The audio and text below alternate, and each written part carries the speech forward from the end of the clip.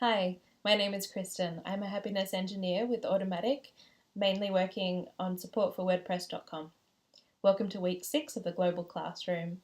I'm going to talk to you today about plugins and where to find reputable plugins.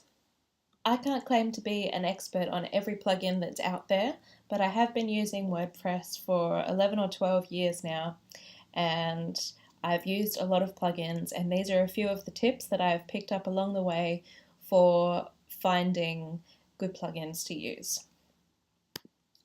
A quick note about the GPL. You've probably heard about this in the Global Classroom already. GPL stands for the GNU General Public License. It is an open source license. It causes the code covered by the license to be free for use, modification, and redistribution. That doesn't necessarily mean that it doesn't cost money. Free is as in freedom, not as in beer.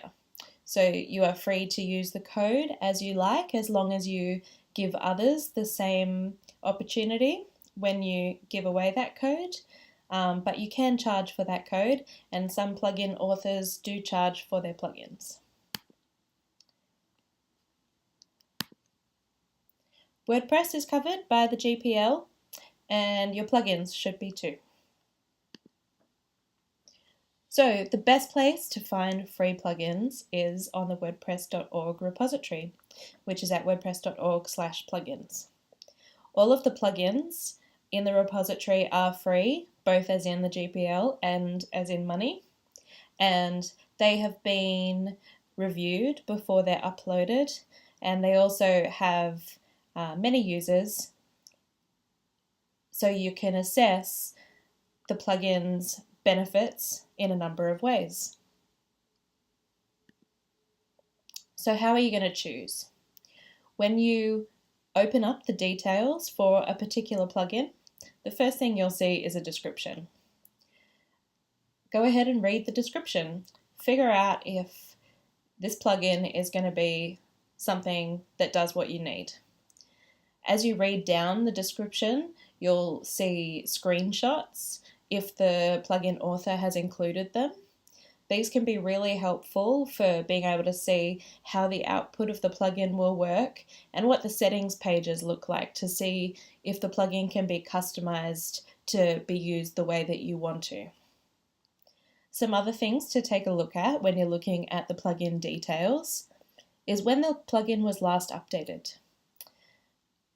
I would be happy to use any plugin that has been updated within, say, the last 1 or 2 years. Just because it hasn't been updated very recently doesn't mean it's not going to work. WordPress is extremely backwards compatible, so plugins can work for quite a long time without being updated. However, the last updated date does indicate how much the plugin author is taking care of this plugin and how quickly they might respond to any bug reports or any changes in WordPress that might stop their plugin from working. The number of active installs is an interesting number to determine how good the plugin is or how useful people have found it.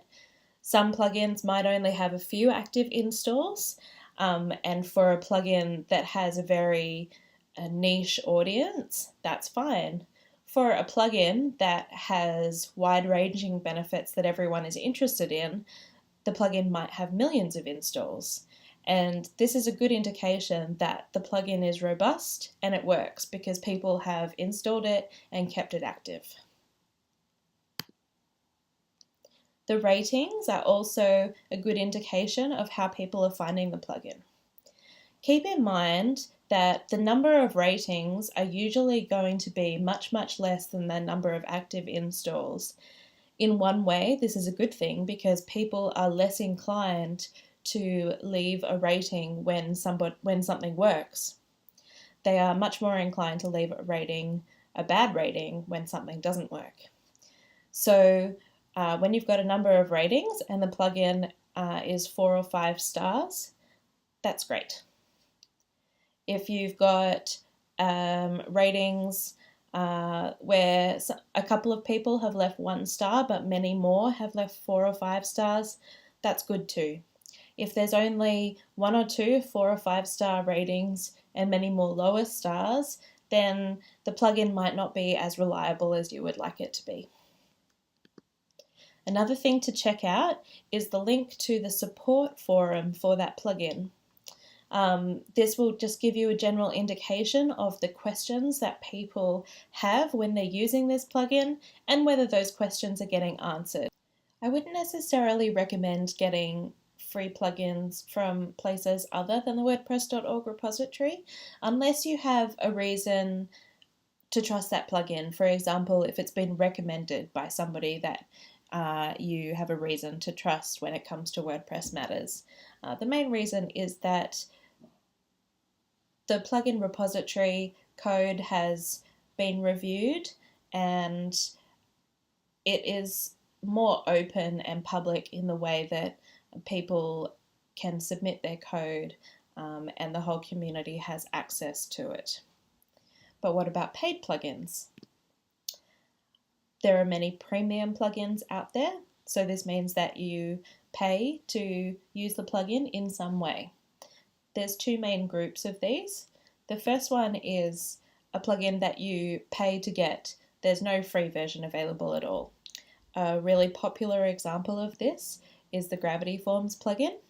It's a really excellent, easy to use form plugin to create forms, anything from a simple contact form to a more complicated survey or order form, and many things in between as well.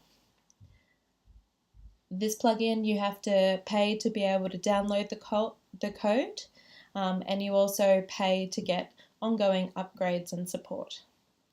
The other type of premium plugin model is when there is a free plugin available, but you pay to upgrade to more features or to get support for that plugin.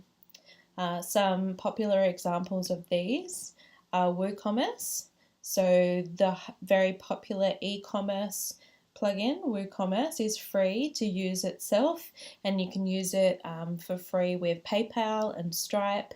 But then there are add-ons that you can pay for, such as FedEx or Australia Post shipping plugins, and many, many more. You can also pay to get priority support for that plugin. Ninja Forms is a bit similar to Gravity Forms, but not the same. There is a free version of Ninja Forms that you can use on your site, and then you can upgrade to get more features and support. And Yoast SEO is a highly popular SEO plugin for WordPress. It is free, but you can pay to get more features, and Yoast's website also offers SEO services. The main things you're paying for when you pay for a premium plugin is the features. So you would pay for a plugin when you can't get the same functionality from a free plugin. You might be paying for access to the plugin. You can also be paying for upgrades. So Gravity Forms, for example, gives you a license key that enables automatic upgrades on your site. Support is a major thing that you can expect to receive when you're paying for a plugin. And sometimes you need to pay to access the documentation for that plugin as well. Another thing you are paying for is to support plugin development and encourage future upgrades to the plugin, whether that be for features or future compatibility. And don't forget that you are also supporting the plugin developer. While WordPress is an amazingly open community where people provide a lot of stuff for free, not everyone can do that. And some people need to make a living from helping you build your website. So that is another factor in paying for premium plugins. So where are you supposed to find these premium plugins? There isn't really one ultimate source for finding premium plugins like there is the free plugins. So Google is your friend. Using a search engine, Google, Bing, DuckDuckGo, this is probably the best place to start looking for a specific plugin. Once you find some options, the next step is to look up reviews of that plugin to see whether people have found it useful or buggy and how the plugin developer supports that plugin. Also, you can ask your local community.